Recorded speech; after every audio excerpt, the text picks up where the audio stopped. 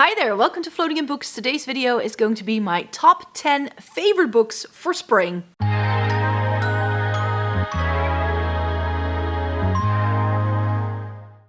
Welcome to everybody watching today. Thank you so very much for joining me. In this video, I'm going to be telling you about 10 book recommendations that I think are perfect reads for the spring season.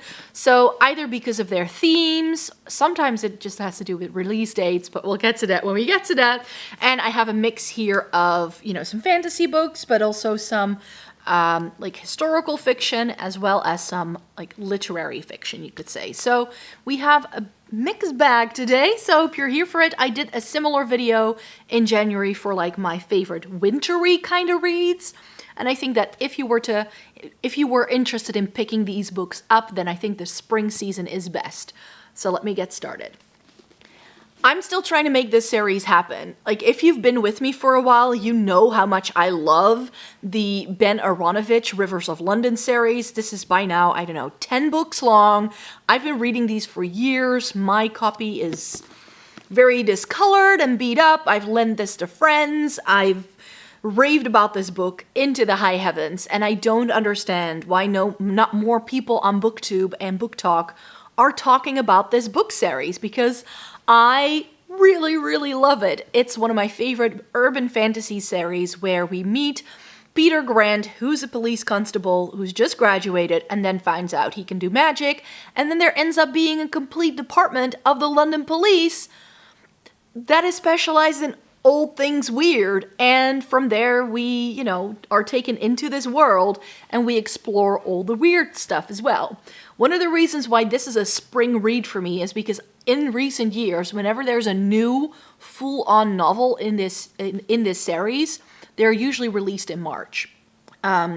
Which is why I end up reading the past 3 books, I think, that have come out, I've always read around this time of year. So for me, this is more of a release date thing than the themes that are going on. But these are all very action-packed books that you can get through really quickly. And this is just, the memories of this is me sitting on my balcony with a glass of wine and really having a good time. So that's why Aaronovich's Rivers of London had to get a mention. Now, the next book isn't necessarily one of my favorites. However, just because I don't like it doesn't mean it's perfect. It won't be perfect for you, and you can still pick it up. It's Sarah J. Maas's A Court of Thorns and Roses. This is, of course, a very hyped up read. Ooh, the cover blends with my shirt and my lipstick. How fun is that? This is just not really my vibe. I read these kind of things. There's going to be another book in a minute. And, I kind of read them and I enjoy them as I'm reading it, but it's not the kind of book where I want to go back to it and read it again.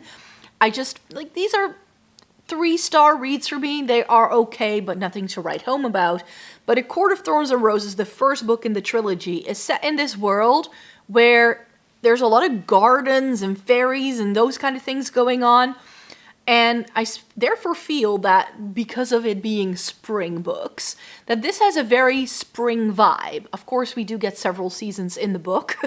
But there's a lot of references to gardens and a woodsy, foresty kind of thing. So that's why this one, I think, is a good one to feature in here. So because there's definitely a lot of descriptions of the foliage surrounding the characters in this first one for sure. So A Court of Thorns and Roses wasn't my favorite plot-wise, but if you want to pick up this series, then I think you can get the spring vibes from this one. Another sort of recommendation that I want to do here, because I just feel it's very spring-like, is this one. This is Marie Brennan's A Natural History of Dragons, another fantasy series that nobody talks about. It's sort of presented as historical fiction in a world where a lady has kept diaries who becomes the Charles Darwin of her day, but for dragons. That's how this series plays out. I've only read the first one so far. The nature that is referred to in this book is not that spring-like. I believe it's mountains and it's kind of wet and rainy, I believe, if I remember correctly. But I just feel that the entire sort of discovery of dragons and all the different types there are, it just feels there's a lot of traveling in this book as well. She needs to go to all of these different places to find these dragons, and she starts out just helping out her husband. and she sort of follows in his footsteps, you could say. So this is definitely a book for that reason. I feel it can be a very good spring read. It's definitely a fun one. They're not very long for fantasy novels, but because it is told through diary entries, it can be a little bit difficult to get into the story, I feel. But because of some of the themes that are going on in this novel, I do feel it's perfect for spring. And then a book that I would recommend you only read if it's nice weather, The Fifth Season by N.K. Jemisin. And the reason why I say that is because I started reading this trilogy in the middle of winter as we were in lockdown, and it really, really made me fall into a reading slump. Not because the story wasn't great, but because of my mood at the time just wasn't good. This is not the kind of stuff to read if you are borderline depressed, is how I would describe it. At least it didn't help me with my mental health in the middle of a lockdown. I could tell you that. So this book is incredibly harrowing. It's about like climate change disaster, seismic changes, and the magic system in the book allows people to control these seismic changes, you could say. There's a lot more going on in the end. There's a lot of morally gray characters in this story as well. So if you want something that's really dark and bleak, then this is for you. But that's why I would say read it as the sun is shining outside, like we've got going on today, because else you just won't like it very much. At least that was my experience. So I wasn't able to pick this up again until we had nicer weather and my mental health was going a bit better. So N.K. Jemisin's The Fifth Season is everyone's favorite, it seems, apart from mine. Another book that I didn't love, but I can see why people like it. And I definitely think it's good for picking up during spring. Another book that wasn't my particular favorite, but I think it's again a perfect read for spring. I love the cover, which is why it's still on my shelves. This is The Essex Serpent by Sarah Perry. And this is a book that, based on the blurb and what I knew about it going into it, I thought it was going to be a completely different story than what it ended up being. I thought, based on the title and the blurb, that this was going to be this hunt for this Essex Serpent. But I feel it's a subplot line, and it just ends up being a romance story. However, it is about a lady who goes from the city to a village in Essex in like the late 19th century, and she's really interested in like animals and like mythical creatures, and she does sort of figure out what this Essex Serpent thing is that's like haunting the village. There's this legend going on, but it's much more about her and her interest in the vicar, I felt, and like the people she meets, rather than this hunt for the Essex Serpent. But it is a very nice read again if you want to get like descriptions from like nature and how things are going out about. It is bleak though, because it is set in the 19th century, so there is like industrialization going on. It's not this like fairy frolicking kind of around in a meadow kind of thing. But I think that the Essex Serpent is a good one. I don't know why. Maybe it's because it's got green in the cover, but I thought that The Watchmaker of Filigree Street by Natasha Pulley could be a good spring read again. It is a like whimsical, magical realism more so than fantasy story, according to me. It's not that long.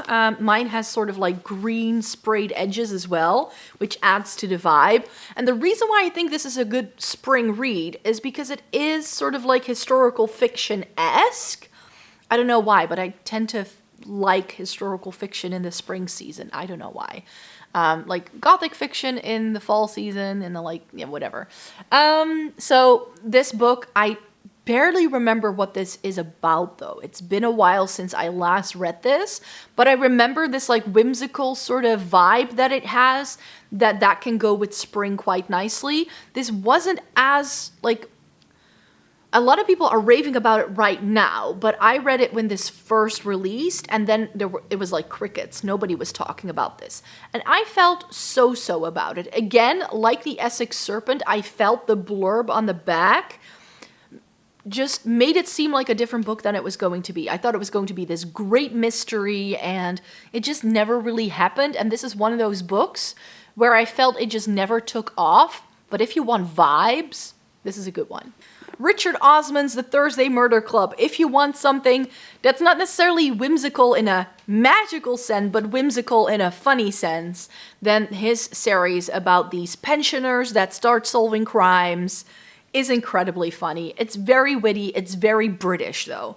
If you don't like English humor, you should not read this, because it's very sort of like tongue-in-cheek, heavy on the jokes, but this is really funny, really endearing.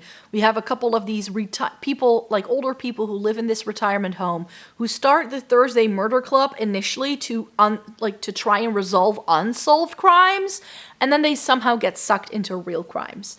And, you know, it's all about, like, their rickety knees and whatever it is that they've got going on, all their physical ailments, and, you know, their fear to become lonely, and that's all part of it as well. But at the same time, it's like lots of fun banter, and these are just incredibly fast reads as well. I mean, this could be a beach read too, but I think spring is a good one as well. Like balcony, glass of wine, this book, I think you'll like it. And then we also need to recommend some literary fiction, I feel. So Colin McCann's Let the Great World Spin. Again, did I read this in the summer or did I read this in the springtime? I don't remember. It's been years since I last read this, but I remember really, really liking it. It's sort of set around, like the entire story revolves around this one moment in time, and it tells you the story of how all the characters get to that point and how they move away from that point. But they are not necessarily characters that all know each other. So you get all these different parts of a story, and it all comes together on this one day, but you don't really know exactly how it's going to happen. It's a really interesting concept, and the day that it all ties together is when someone walked a tightrope between, was it the World Trade Center? Yes, August 1974. This is an actual event that you can look up that actually happened. And that moment where this man walks the tightrope is sort of central to the entire story, but we get someone who like lives on the Upper East Side and is very well off. And then we have an Irish minister who works with, I don't know, does he work with like he preaches to criminals or something? I don't remember exactly. So we have a couple of key characters and how they live their lives. And all of the momentum of the story goes to this one day. So it's a really interesting concept. I think it's a really nice read for the spring season because of that. Again, I'm not entirely sure why, because it's set in the summer. I'm not sure anymore how long, like the time span it takes place in. But if you want an uplifting story that, you know, also has you like heal your faith in humanity a little bit, then this is a good one. And then I think I don't know why, but the minute I was like, I want to do a video about spring books, this came to mind. Sally Rooney's A Conversation with Friends. And I've read 3 books by her by now, and I've liked all of them, but this is my favorite. And the reason why it's my favorite is because I just can relate to the characters a bit more than in some of the other books. Normal People takes a very dark turn about halfway through the book that you don't necessarily see coming. This one stays at the we're friends with banter kind of level, which is what a lot of her books tend to do. It's about friend groups, and it sort of explores their dynamics, their relationships between each other, and I did really enjoy this one. I don't remember, like, I just like the character in this one a bit better, and I understood their motivations a bit more. This is definitely not something that I think everyone will like. I think that this is definitely a kind of book where if you can't get down with the people in the story, you're not going to like it, because it's about the people in the story. So this is not for everyone, but I do think it's a great spring read. I think I've read most of Sally Rooney's books either in the spring or the summer season as well for me. Last but not least, we have Cassandra Clare's A Chain of Thorns. This only came out in March, I think, and this is my next to read book. It's huge. It's like the size of my head, even bigger. This is probably like 1,000 pages. No, it's not. It's probably just, you know, like, oh, okay, this is the epilogue. Okay, so 750, 60-ish. Yeah, 780 pages. So it's not too bad, and you know, we get images in this one too. And the typeset on these Cassandra Clare books is like very spacious. So this is one of those books that I know you can fly through. And I don't know why, but this whole like shadow hunter thing is very, very much a spring thing for me. And I think that's again down to when I originally started reading the series. So the very first Shadowhunters series, what was it called again? The Mortal Instruments. That one I started reading in like the spring of 2014, I think. And I've read all the books so far, but I have decided that after reading this, I'm going to stop reading and buying Cassandra Clare books because I don't enjoy her writing in particularly. The only reason why I keep going with this is because I've read all the other ones. And I don't think that's necessarily a good reason to keep going. The last book I kind of hate read. So I just want to know what happens to these characters, how they're going to move forward. If you want something easy breezy, something you don't really have to think about a lot, then I think the Shadowhunter series from Cassandra Clare can be enjoyable if that's your kind of thing. So that's it. There we have it. Those are my favorite books I would recommend for a spring read. Like if you want something that fits the season. I personally don't really go by that, but sometimes I just have these like links in my brain. I don't know if I'm the only person who does. And these then would be the books I recommend. So let me know in a comment down below what you think are great reads for the spring season. I would love to know. And then I hope you'd like to stay tuned for more. I come on this channel once a week to talk about books and fashion mainly, bit of lifestyle, but if you want more by me, then definitely check out my main channel where I post 4 times a week, which is Floating in Dreams. And then I hope you'd like to stay tuned for my next video. See you then. Bye-bye.